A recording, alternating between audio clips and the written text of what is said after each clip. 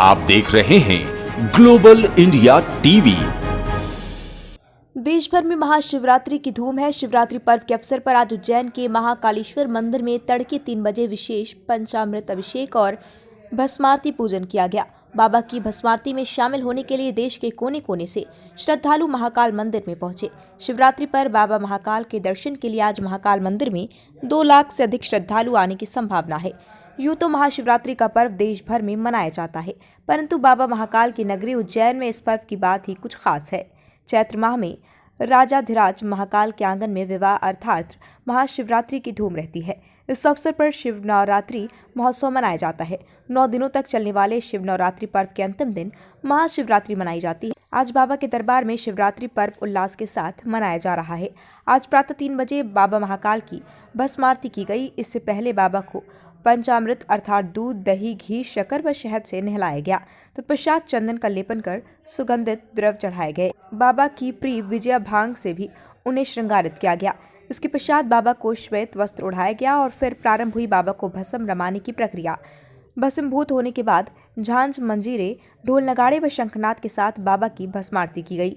उज्जैन में भगवान शिव भूत वाहन महाकाल रूप में विराजित हैं। 12 ज्योतिर्लिंगों में से एक केवल यही ज्योतिर्लिंग है जिसकी मुद्रा दक्षिण मुखी है। पूरी तरह से भगवान महाकालेश्वर के रंग में रंगे इस शहर की सुबह शाम ऐसी लगती है मानो स्वयं विधाता ने इसे अमृत की बूंदों से नहलाकर सजाया संवारा हो और यही वे बाबा महाकाल हैं जिन पर नित्य भस्म चढ़ाई जाती है। बाबा महाकाल के दरबार में आज वीआईपीओं का भी तांता लगा रहेगा। ग्लोबल इंडिया टीवी के लिए उज्जैन से विशेष संवाददाता अमर वर्मा की रिपोर्ट। आज महाशिवरात्रि का प्रथम पर्व का प्रातःकाल भस्म पूजन संपन्न हुआ। विशेष तौर पर भगवान की पंचामृत पूजन, रसों से भगवान का स्नान, दिव्य भांग का श्रृंगार, मोर पंखों का माला और मोर पंखों का मुकुट भगवान महाकाल पे धारण कराया। उसके पश्चात जैसे नित्य कर्म का जो नित्य क्रम होता है उसी क्रम में भस्म आरती संपन्न हुई। मंत्र पुष्पांजलि प्रार्थना के बाद भगवान को पुनः निराकार करके पुनः जलधारा प्रारंभ कर दी गई। ये जलधारा सतत 24 घंटा भगवान पर रहेगी। इसके बीच में जो परंपराओं की जो आरती है वो परंपरा अनुसार संपन्न होती रहेगी। कल का जो दिन है, आज का जो दिन और कल का जो दिन है वो कल 12 बजे जो रात्रि से सुबह 4 बजे तक 4 पहर की पूजा होगी संपन्न। उसी के बाद भगवान महाकालेश्वर दूल्हे बनेंगे। उनके ऊपर क्विंटलों माला से सेहरा संगारा जाएगा और 12 बजे दिन के सेहरा उतारा जाएगा। वही सेहरा भगवान के प्रसाद रूप में वितरण किया जाता है। भक्त उसको ले जाते हैं, अपने घरों में रखते हैं और उसके बाद पुनः दोपहर में वर्ष में एक बार भस्म आरती का जो क्रम है वो दोपहर 12 बजे का रहता है और उसी क्रम में 12 बजे भस्म आरती संपन्न होती है। उसी के साथ ये पर्व भी समापन हो जाएगा। इसके बाद ब्रह्म भोजन वगैरह इत्यादि जो यहाँ का नियम है, परंपरा वो हो।